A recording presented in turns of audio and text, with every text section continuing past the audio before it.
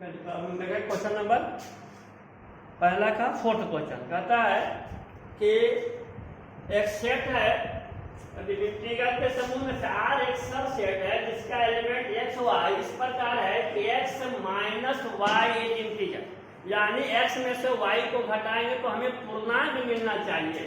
ठीक है, तो और x y कैसा है, किसी इंटीजर का समूह। अब यहाँ देखो, हम x के जगह पर 1 रखें, 2 रखें, 3 रखें, कोई भी इंटीजर रखें, अगर हम x को x में से घटा दें तो ये हमको 0 मिलेगा, तो 0 भी एक पूर्णांक है, इंटीजर है। ठीक है, अगर हम x में से y को घटा दें, अगर मान लो कोई पूर्णांक हमको अगर a मिल रहा है, अगर हम y में से x को घटाएंगे तो ये क्या होगा, हमको माइनस a मिलेगा।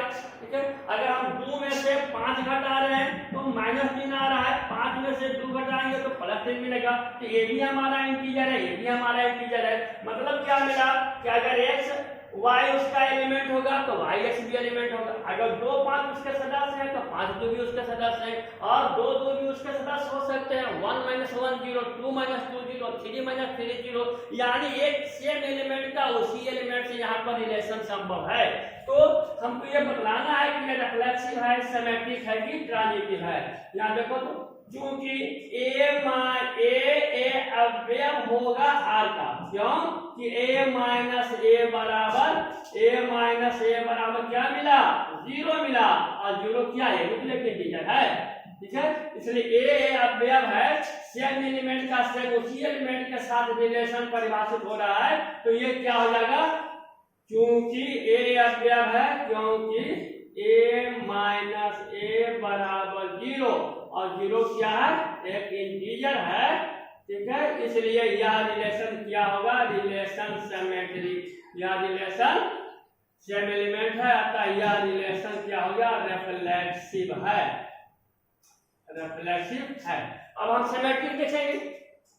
ठीक है, हम ऐसा एलिमेंट मान लिया, एक एलिमेंट मान लिया a b एलिमेंट है r का, तो a माइनस b अगर हमको कोई इंटीजर मिल रहा है, मान लिया a माइनस b, अगर हमको a माइनस b कोई इंटीजर i1 मिला, ठीक है, और तो अगर हम b माइनस a करेंगे तो क्या होगा, हमको माइनस i1 मिलेगा, और a भी इंटीजर है, a भी इंटीजर है, यानी a भी अगर अवयव होगा एलिमेंट r का, यह इंप्लाइज करेगा कि a भी अवयव होगा r का।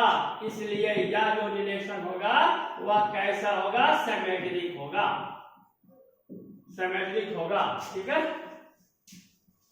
समझ में बात को। अगर हम यहाँ 6 10 लिख दें, 6 में से 10 जाएगा, -4 को 10 6 -4 +4, ये भी हमारा इंटीजर संख्या, ये भी हमारा इंटीजर संख्या है।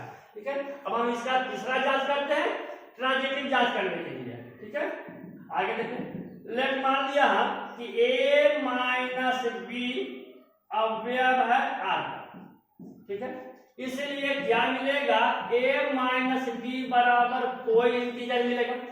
फिर हम मान लिया b माइनस c भी अवयव है r का, अतः b माइनस c भी हमें कोई इंटीजर मिलेगा।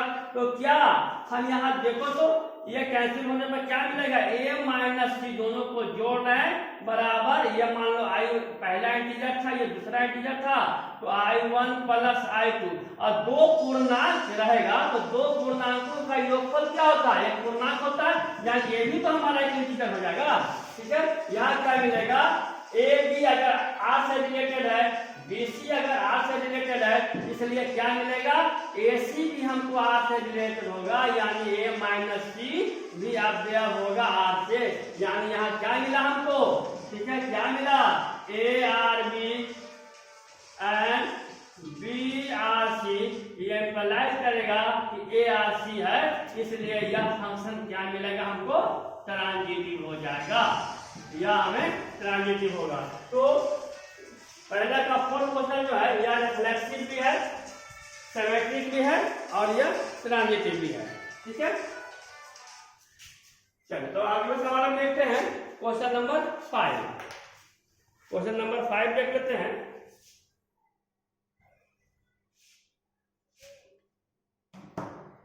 फाइव हमारा सवाल है,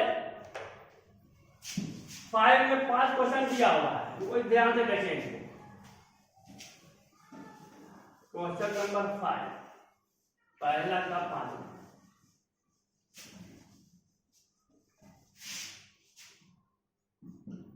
पहला का 11 में पहला का 5वां, 5वां का फिर ए दिया है, 5वां का ये दिया है।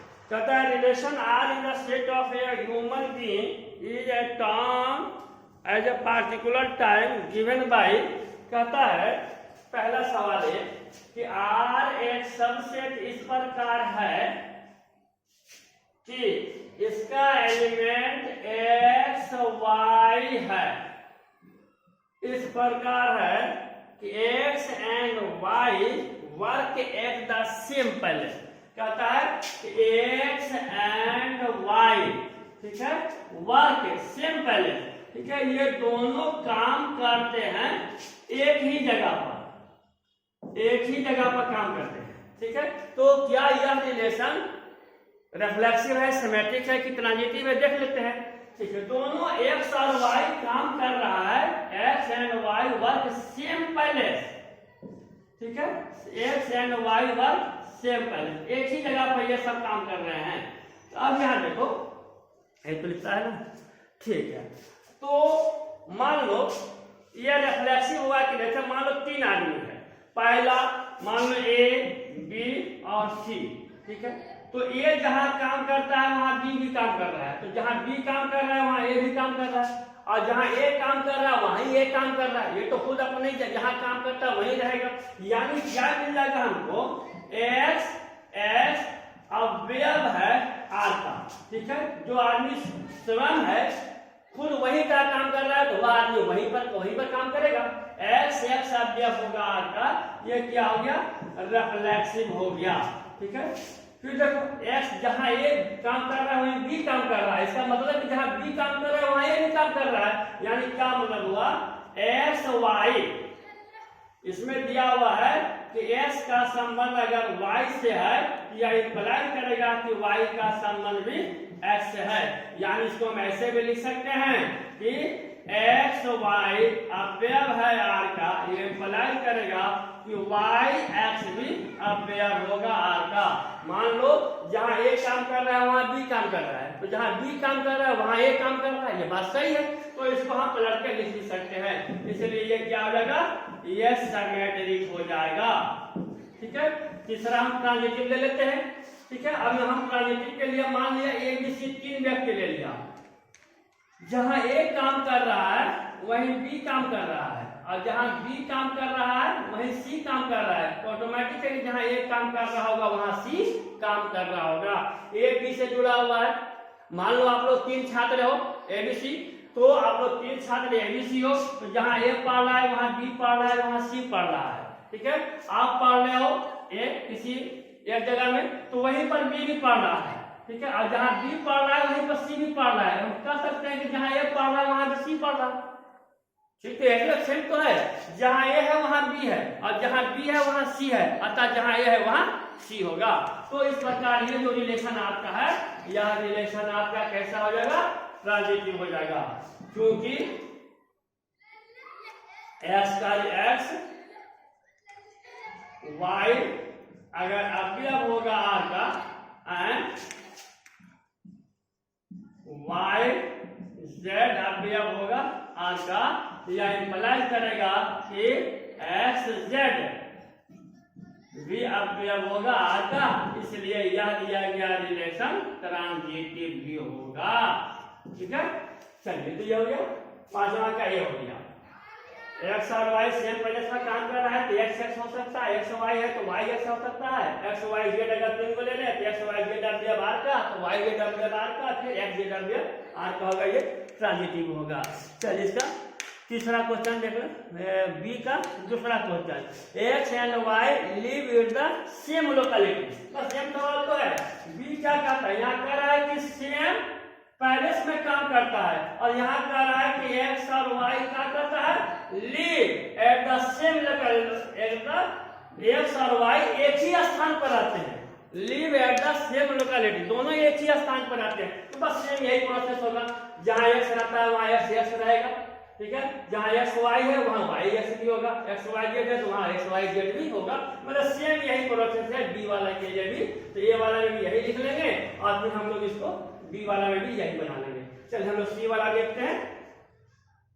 चलिए बी वाला में एकदम सेम है, यहाँ पर यहाँ क्या करता है सेम पैलेस कर रहा है, वहाँ पर क्या कर रहा है सेम लोकेलिटी कर रहा है, एक ही स्थान पर रहते हैं, एक ही स्थान पर काम करते हैं, तो ये बिल्कुल आपका सेम चीज हो गया। चलिए इसका सी देखते हैं।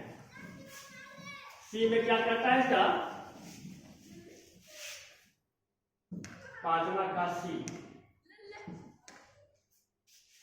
कहता है आर एक्स एक्स वाई इस प्रकार है कि X is exactly 7 centimetre taller than Y, X जो है वाई से 7 सेंटीमीटर लंबा है, ठीक है, एग्जैक्ट 7 सेंटीमीटर लंबा है। आर एक सेट है जिसका एलिमेंट एक्स वाई है, इस प्रकार है कि एक्स इस प्रकार है कि X is exactly 7 centimetre taller than Y, इस प्रकार है कि एक्स बड़ा है किससे वाई से 7 सेंटीमीटर, ऐसा दिया हुआ है, ठीक है। तो क्या यह रिलेशन रिफ्लेक्सिव सिमेट्रिक या ट्रांजिटिव होगा? अब यहाँ देखो एक्स और वाई है, कह रहा है कि एक्स जो है वाई से 7 सेंटीमीटर बड़ा है, एक्स वाई से 7 सेंटीमीटर बड़ा है, तो कोई भी क्या इसका एलिमेंट एक्स एक्स हो सकता है, एक्स एक्स अवयव हो सकता है, इसका नहीं होगा, क्योंकि कोई भी व्यक्ति अपने से 7 सेंटीमीटर बड़ा थोड़ी होगा।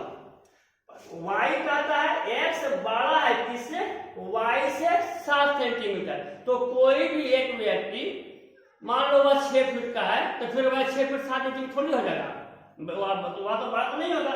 कोई भी व्यक्ति अपने से अपने ही के बराबर रहेगा, बड़ा नहीं हो सकता है। कहता है कि ऐसे एग्जैक्टली टॉलर से 7 सेंटीमीटर 7 सेंटीमीटर बड़ा है, तो ऐसा हो नहीं सकता है कि कोई भी व्यक्ति अपने से 7 सेंटीमीटर बड़ा हो जाए, यानी एक्स एक्स अवयव नहीं होगा आपका, इसलिए ये जो रिलेशन होगा वह रिफ्लेक्सिव नहीं होगा, नॉट रिफ्लेक्सिव,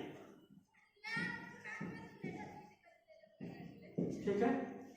फिर हम देखें, अगर मान लो ए और बी दो व्यक्ति है, अगर ए बी से 7 सेंटीमीटर बड़ा है तो क्या बी भी ए से 7 सेंटीमीटर बड़ा होगा? ऐसा नहीं, वो तो छोटा हो जाएगा, बड़ा तो नहीं होगा वो, ठीक है। तो हम ये कह सकते हैं यदि एक्स वाई अवयव है आपका, ठीक है, तो यह क्या बिलोंग करेगा कि वाई है, बट एक्स वाई अवयव है आपका, बट वाई एक्स अवयव नहीं होगा आपका, ठीक है। मान लो x y से 7 सेंटीमीटर बड़ा है, ठीक है, ये मान लिया 1 मीटर है और ये 107 सेंटीमीटर है, ठीक है। तो जब ये मान लिया 107 सेंटीमीटर है और ये 100 मीटर, ये 100 सेंटीमीटर है, तो ये 100 होगा तो ये 107 हो जाएगा। तो फिर आगे क्या होगा, अगर x y से बड़ा है तो इसका मतलब y x से छोटा हो जाएगा, y के x से बड़ा नहीं होगा। a अगर b से बड़ा है तो क्या b भी a से बड़ा हो जाएगा? नहीं होगा, एक बड़ा होगा छोटा होगा, ठीक है। तो यह अवयव नहीं होगा, अतः यह क्या हो जाएगा, यह सिमेट्रिक नहीं होगा, नॉट सिमेट्रिक, ठीक है। अब ट्रांजिटिव के तो 3 व्यक्तियों ले लेते हैं यहाँ पर, ठीक है।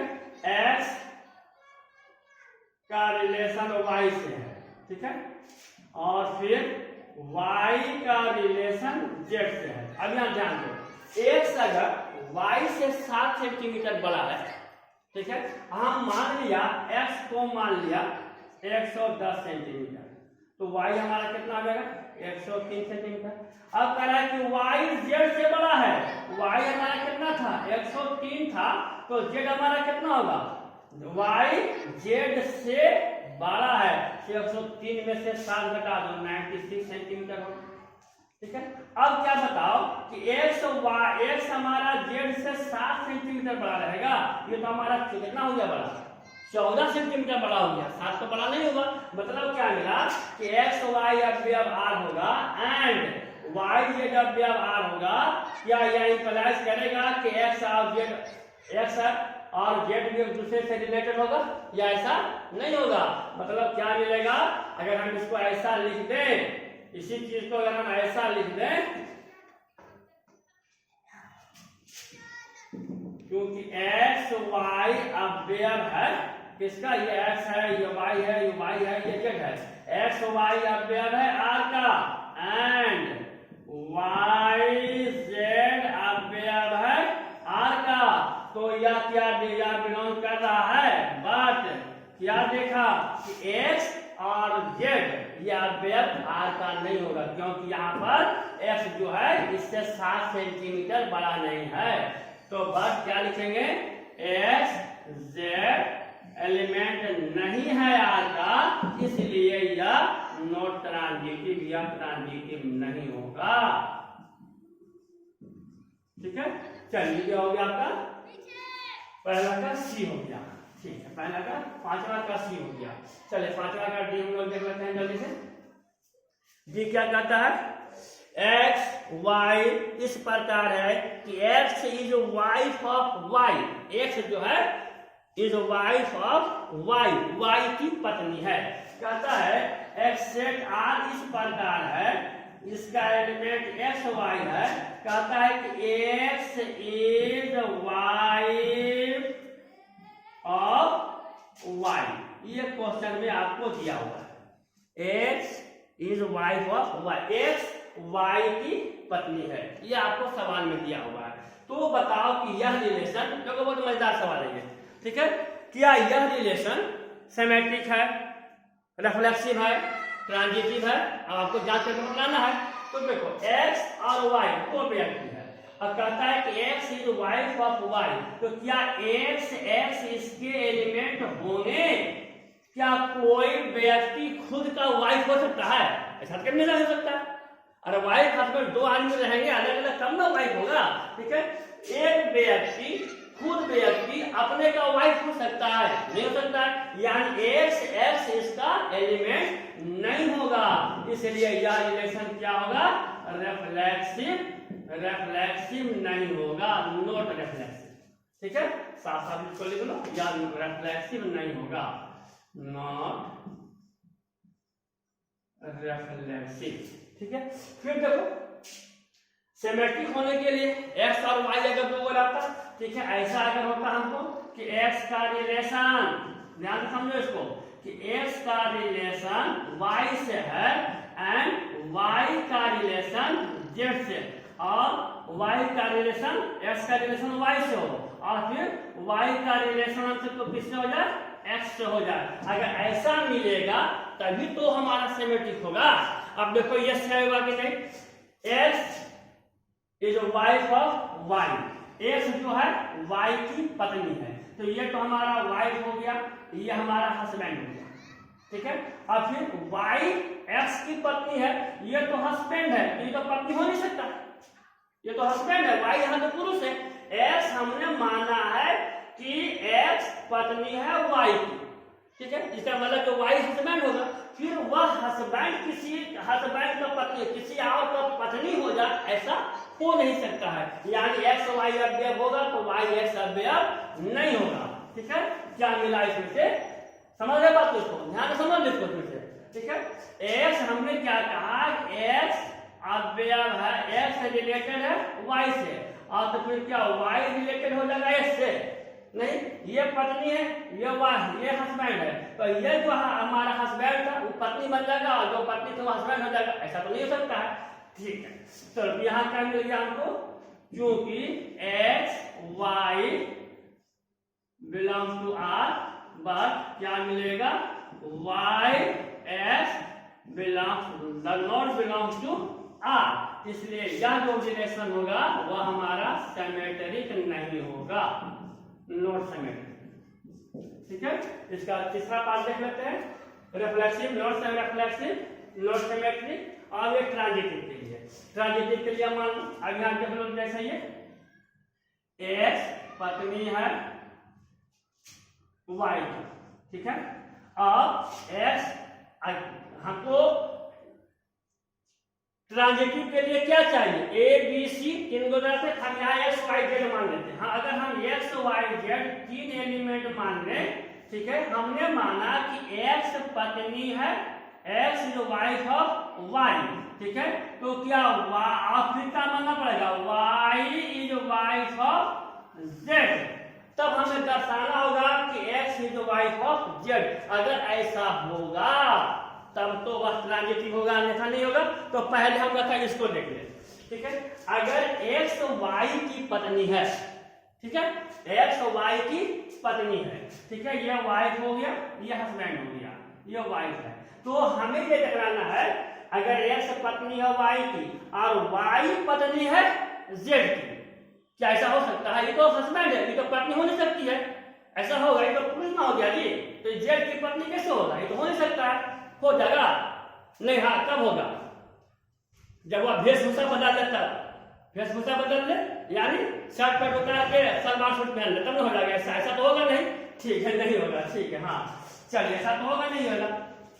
तो एक्स का रिलेशन वाई, तो समझ रहे बात को, ये हमारा क्या है, पुरुष है, ये तो किसी की पत्नी हो नहीं सकती है, ठीक है, तो एक्स का रिलेशन वाई से है, अब हमको वाई का रिलेशन किसी दूसरे से नहीं होगा, तो हम इसकी जांच नहीं करेंगे, यानी हम यहाँ पर ऐसा लिख सकते हैं कि तीसरा के लिए एक्स वाई अवयव है आर का, अब वाई जो हमारा पुरुष है, ये हमारा किसी का, ये वाई जो पुरुष है, ये किसी की पत्नी हो ही नहीं सकता है, अतः वाई का रिलेशन हमारा आगे किसी से नहीं जाएगा, ठीक है, एक्स वाई अवयव है, एक्स वाई अवयव है आर का, अब हमारा वाई के लिए इसका कोई रिलेशन नहीं है, ठीक है, हम यहाँ से लिख सकते हैं ए एक्स वाई अवयव है आर का, और वाई तो हमारा नहीं होगा, ठीक है, तो वाई के लिए हम जांच नहीं करेंगे, ठीक है, जेड के लिए हम जांच नहीं करेंगे, तो यह हमारा क्या हो जाएगा, ट्रांजिटिव हो जाएगा,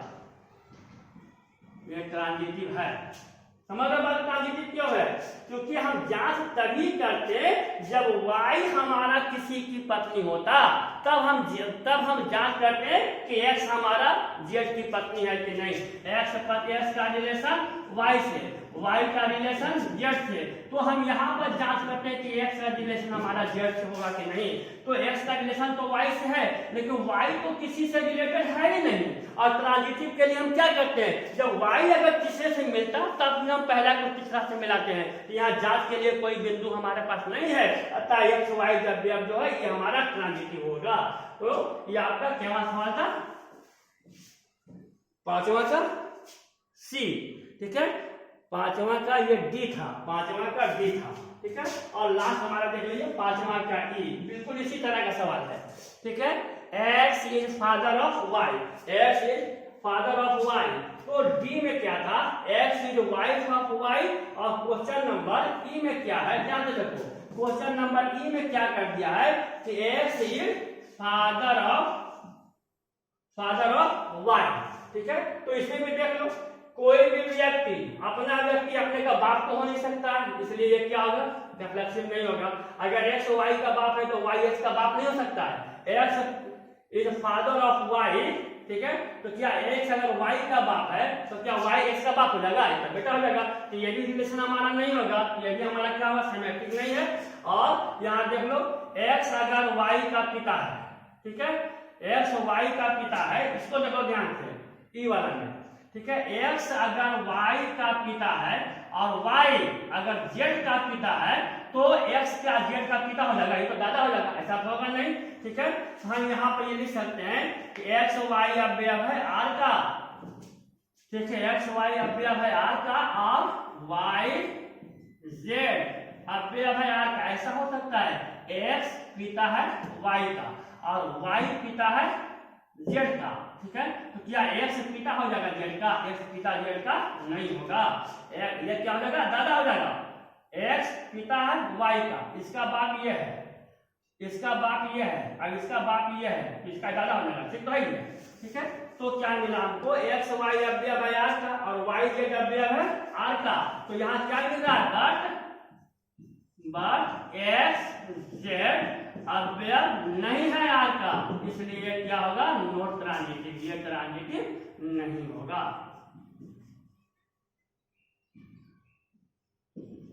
चलिए इसका आंसर मिला के हम लोग देख लेते हैं। ये आपका 5वां क्वेश्चन, पहला का 5वां में 5 क्वेश्चन था। जल्दी जल्दी इसका आंसर हम लोग देख लेते हैं तो फिर आगे बढ़ेंगे हम लोग।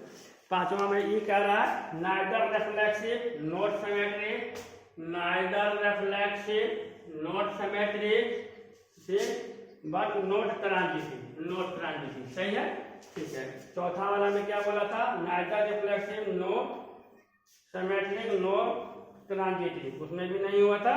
और बाकी तो सब सी वाला का हमने मिला दिए थे, reflexive symmetric transitive not not not तीनों में था, नॉट नॉट में था, ठीक था। चल इस तरह से हम लोग ये इसका साइड नंबर 1 का उधर 4 क्वेश्चन, 5वां में ये 4 क्वेश्चन है। अब हम लोग अगले क्लास में क्वेश्चन नंबर 2 शुरू करेंगे, ठीक है। Thank you. आप वीडियो को देखें ध्यान से, पूरा वीडियो देखें, इसको लाइक करें, शेयर करें, चैनल को आप सब्सक्राइब जरूर करें। कोई प्रॉब्लम हो कमेंट बॉक्स में लिखें, ठीक है। चैनल को सब्सक्राइब करना, आपका सब्सक्राइब करना है हमारा मेहनत का फल है, इसलिए आप चैनल को सब्सक्राइब जरूर करें, ठीक है। Thank you.